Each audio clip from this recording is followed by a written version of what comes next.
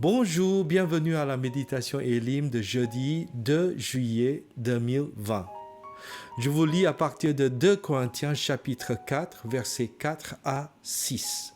Pour les incrédules dont le Dieu de ce siècle a aveuglé l'intelligence, afin qu'ils ne vissent pas briller la splendeur de l'évangile de la gloire de Christ, qui est l'image de Dieu.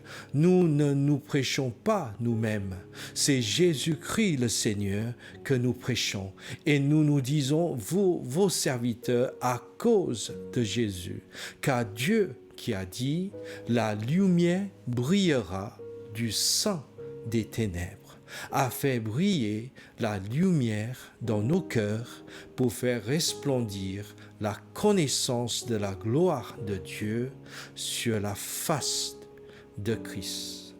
Amen.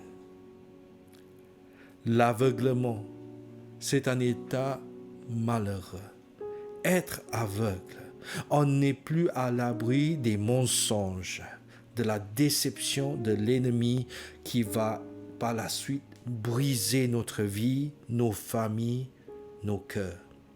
Mais la seule chose qui pourrait donner la lumière dans ce monde, c'est l'évangile, c'est la bonne nouvelle de la gloire de Christ. Nous devons prier que nous, les croyants, puissent apporter cette bonne nouvelle partout où nous irons, pour que Dieu en nous brille dans cette lumière incroyable, merveilleuse, pour que les gens autour de nous puissent avoir une rencontre avec Dieu, son amour, sa grâce.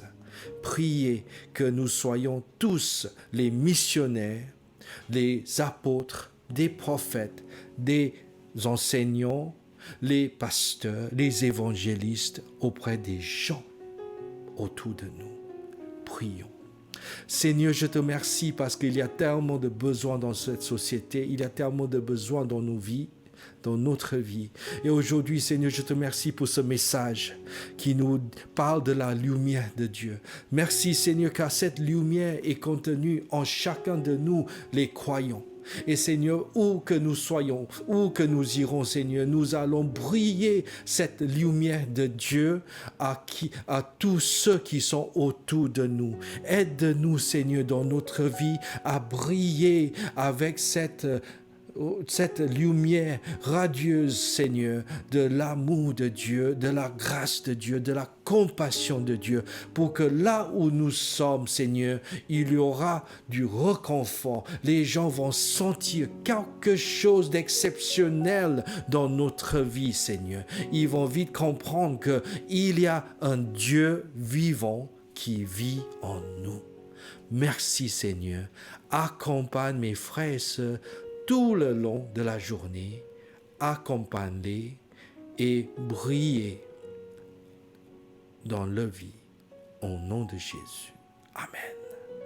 Que le Seigneur vous bénisse et à demain.